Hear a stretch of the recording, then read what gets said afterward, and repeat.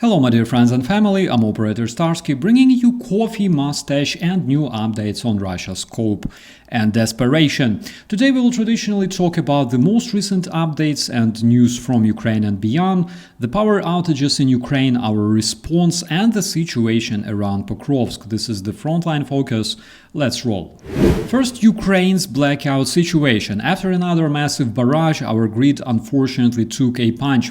We're talking substations hit around the lines that feed Khmelnytsky and Rivne nuclear plants, emergency cuts across regions and generation dropping dramatically, something that we've already experienced in winter 2022. The fact is, Russians again tried to turn winter into a weapon. Didn't hurt, unfortunately it did, but did it break Ukrainians?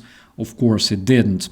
Crews are already patching, rerouting and repairing the damaged grid. Again, nothing new, it was the same old terrorist playbook, with just more drones and missiles this time, and basically the same Ukrainian answer: fix, adapt and respond. Now, despite the blackouts, Ukrainians are prepared because we actually learn. You can hear generators humming in the courtyards, power banks stacked like artillery shells on kitchen tables, and those points of invincibility are open again across the country. We're talking tents, schools and administration buildings where people can charge, warm up, grab tea or coffee and check on relatives.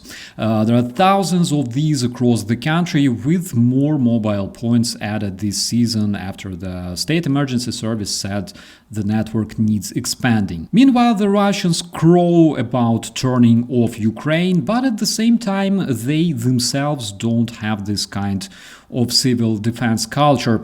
Which brings us to the fun part, because striking a power grid is actually a game for two, and Ukrainian defenders have been very busy not only intercepting Russian drones and missiles, but also sending symmetrical response to the Russian terrorist land. Between November 3rd and November 10th, several Russian regions actually got a taste of the darkness they wished upon Ukraine. On November 3rd and 4th, Ukrainian drones paid a visit to Kursk Oblast, where the Rilsk substation got lit up, leaving multiple districts without power. The local Russian officials whined about tens of thousands in the dark. Same night, a separate strike hit Kstovo industrial zone in Nizhny Novgorod. Very interesting neighborhood there, I must say.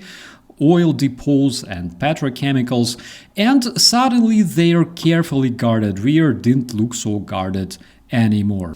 November 5th wasn't quiet either. Reports from inside Russia pointed to hits on energy infrastructure in Oryol and Vladimir regions. No casualties, they said, just damage. I mean, of course, just damage that forces you to shut down lines, redispatch, and explain to angry Russians why hitting got funny in November. Which is something we could actually observe in those regions where it only took just a couple of hits on the Russian power grid for the Russians to start nagging, cursing their own government. Imagine if it happens across the whole Russia, which, by the way, is something we should definitely try. Then came November 6th, and that one was actually devastating.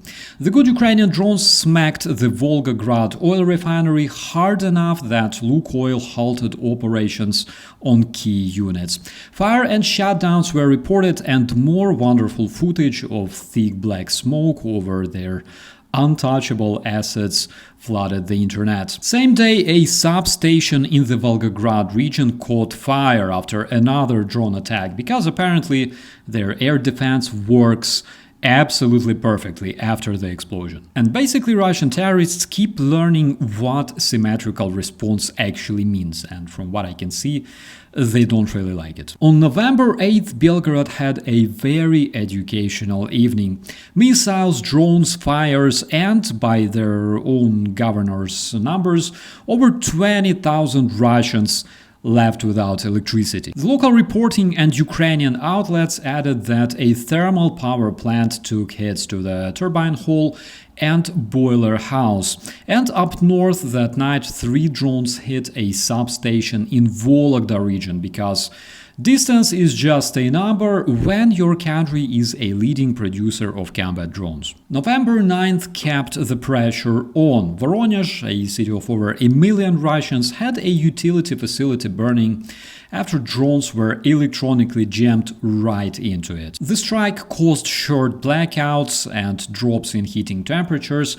Meanwhile, in Rostov Oblast, Taganrog's transformer substation had an explosion and power cuts. So while Russians in Moscow are busy celebrating blackouts in Ukraine, there are all those Russian residents of Kursk, Belgorod, Bryansk, Voronezh, Rostov, Volgograd, and even Vologda and Oryol, who also don't have electricity. Will they join the celebration?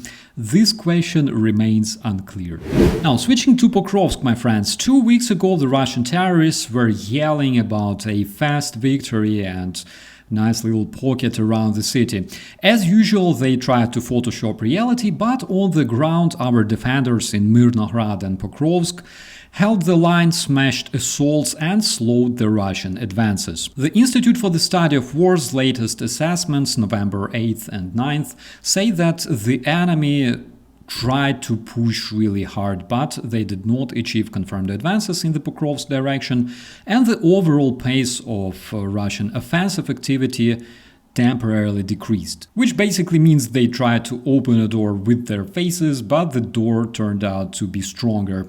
And here's a very symbolic moment. Our guys planted the Ukrainian flag right in downtown Pokrovsk, on the town hall that the invaders had already claimed as captured in the Russian cartoons. Video footage showed Ukrainian units that cleared the site and put the flag back where it belongs. And that stunt hurt the Russian propaganda machine much worse than any vodka shortage. And also doing numbers online, that lovely clip where a bunch of Russian invaders were taking a cheerful selfie in central Pokrovsk, to report capturing another street, and then an uninvited Ukrainian drone dropped in to say hello. Fact is, when you call the town yours and still get droned on the main street, apparently it's not your town. Now, operationally, what to expect in the nearest future around Pokrovsk? The ISW notes that Russians are trying to interdict Ukrainian logistics towards Mirnograd to collapse the defense. But that takes sustained mass that Russians are struggling to generate after all the recent losses. We see special operations raids, heli-borne insertions, and coordinated drone/artillery strikes from Ukrainian side to keep corridors open. My personal forecast is that we will see grinding positional fights on the approaches, also periodic enemy pushes to cut roads into the city, but with our control still visible in the center and the flag episode proving our presence. If we keep persistent raids in the Russian rear and hold Mirnograd's line, the Russian pocket remains just a hole in the air. And dear friends, this is the Frontline Focus, and yes, winter is coming, but we've been living in this winter since 2022. Ukraine charged up, we share power, we work the grid, and we sent our drones to turn off the lights of the terrorists who wanted darkness for Ukraine, because that's exactly what they deserve. Don't forget to subscribe, share this to keep Ukraine heard, and as always, be safe. I'll see you in the comments. Subscribe to UATV English and stay updated on the most important events, top news from Ukraine and all over the world, in-depth analysis, exclusive reports and interviews, all on hand in our channel. Join our community of viewers and stay tuned.